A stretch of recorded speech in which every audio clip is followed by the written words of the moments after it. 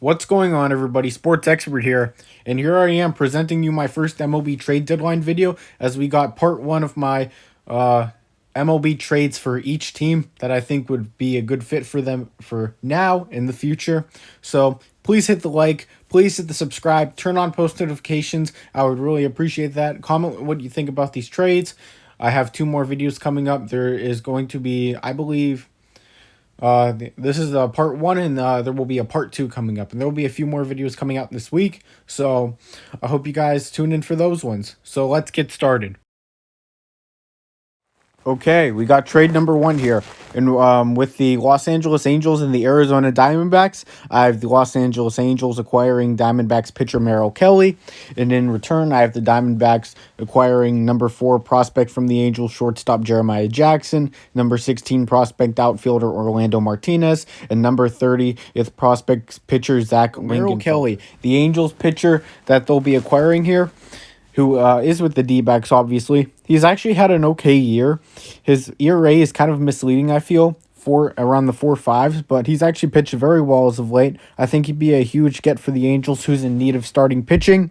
And with guys like the only guy they really have in there that's viable right now is Shohei Ohtani, you could argue. So they're going to need a guy. And if they want to start off cheap, they can go with a guy like Merrill Kelly. Maybe it's not very cheap, but, you know, you're gonna get about 3 years of control. Angels number 4 prospect shortstop Jeremiah Jackson will be the headliner of this deal. And if you're wondering why would they give up their 4th prospect in a deal like this, well, it's 3 years of control of a very decent starting pitcher, and starting pitching is going to be hard to come by the deadline and in trades. So you're gonna have to give up someone like this, who is a bit of a drop off to Jordan Adams in the farm system. So he's a guy that I definitely can see the Diamondbacks targeting. I know they just selected Jordan Lawler, but you always want depth in your farm system. And if you can get some talent like Jackson, who's a very talented hitter, hitting 248 in the minors this year, showing a lot of pop in his bat, has a lot of power potential, he's a guy that I could see the Diamondbacks potentially targeting in a trade for Merrill Kelly. So yeah. And same with outfielder Orlando Martinez and pitcher Zach Lingenfelter. Those are guys I think they could target as lower prospects in the deal, you know, just to sweeten it and, you know, make it fair. As, you know, I think that's a trade that's definitely possible to happen. And, you know, I think it's an actual W for both teams, I could see.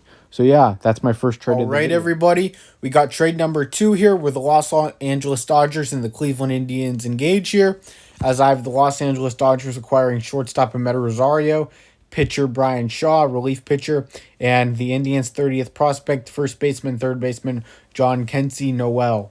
And I have the Cleveland Indians acquiring their number 1 prospect, catcher Keibert Ruiz, and their number 19 prospect, outfielder DJ Peters. Amed Rosario, the Cleveland Indians shortstop that would be heading to the Dodgers in this deal. He's got a lot of versatility. He can play in the outfield. He can play short. He was a former top prospect, never panned out to be a superstar, but, you know, a nice productive bat that can start or come off the bench. And with A.J. Pollock's uncertainty, he could definitely fit the Dodgers for sure, as he is an option next year. Pollock, so the steal Keibert Ruiz. He'd be going to the Cleveland Indians, 42nd prospect in all of baseball. I believe he's 41st now, actually. Josiah Gray, 42nd. But Keibert Ruiz, their top prospect, a catcher with a lot of potential, a lot of pop in his bat. He's hitting very well in the AAA level right now, around 280, and yeah, I think he could definitely be a nice return for the Indians, along with outfielder DJ Peters, who played in the majors this year. And yeah, the Indians will probably have to send relief pitcher Brian Shaw, who's actually had a decent year, to entice the Dodgers. All right, we got trade number 3 here, and it's between the White Sox and the Pirates. And I have the White Sox making a big trade for all-star second baseman Adam Frazier and reliever Chris Stratton. And I have the Pirates acquiring their number 2 prospect, outfielder Yoelqui Cespedes, not 100% sure how to pronounce his name.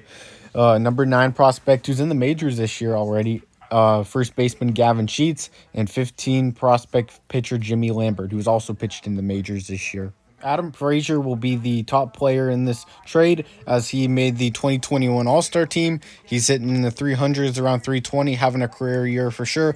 Not a ton of pop in his bat, has only around 4 home runs, but he's been a huge contributor to this Pittsburgh Pirates team. And, you know, they're probably going to have to deal him at the deadline so they can get something good for him. And they're also going to deal relief pitcher Chris Stratton, who's actually been underratedly really good this year. So I think the Pirates can get something good for those two players. And yeah, so Adam Frazier and Chris Stratton will be headed to the Chicago White Sox in a deal like this.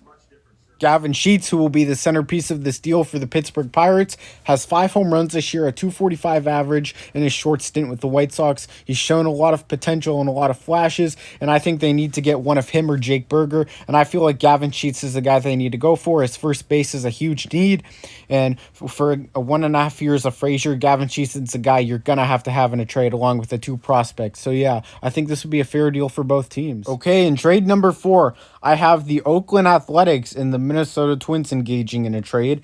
And I have the Oakland Athletics acquiring designated hitter Nelson Cruz.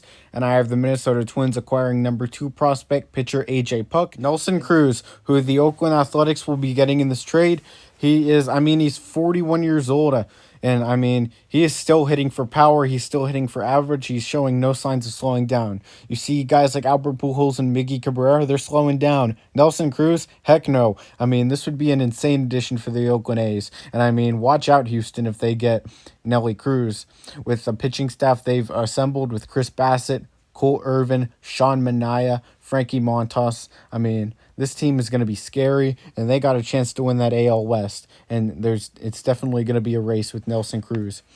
So, and Nelson Cruz, he has a ton of playoff experience too. So, not just the Houston Astros, but every team in the majors, especially the American League, should be watching out for this guy if the Oakland A's somehow make a run.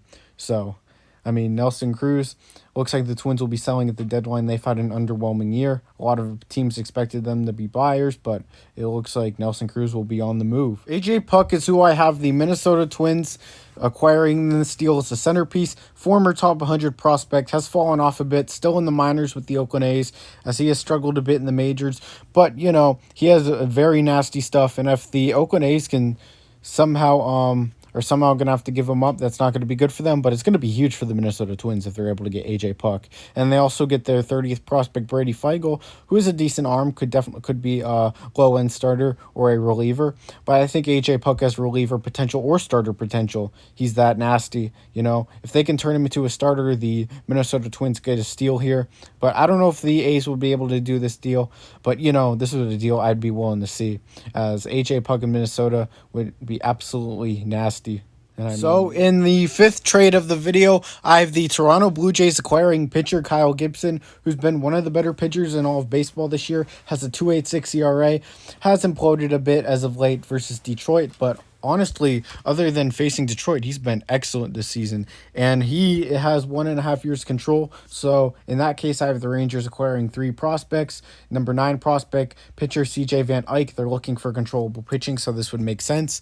14th prospect outfielder Deshaun Brown, and 17th prospect catcher Riley Adams. Ranger starter Kyle Gibson will be the main piece of this deal, and he will be headed to the Toronto Blue Jays, a team that is in dire need of pitching. He has a 2.86 ERA this year, career highs for sure. He's 33 years old. He has 1.5 years of control left, as he is in his second year of a 3-year deal with the Texas Rangers after leaving Minnesota. So, and yeah, I think this could definitely be a huge upgrade for the Toronto Blue Jays. If they can get some pitching, they're a contender in the American League. So I think Kyle Gibson is a guy they need to go for. Plus, he's controllable. I think the Blue Jays are a team that needs to go for controllable pieces like Gibson rather than a rental like John Gray.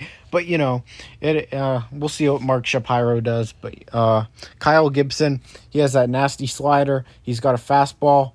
His fastball is tough to hit. It's tough to get hard contact on. So you're going to have to be real aggressive when you're facing Kyle Gibson.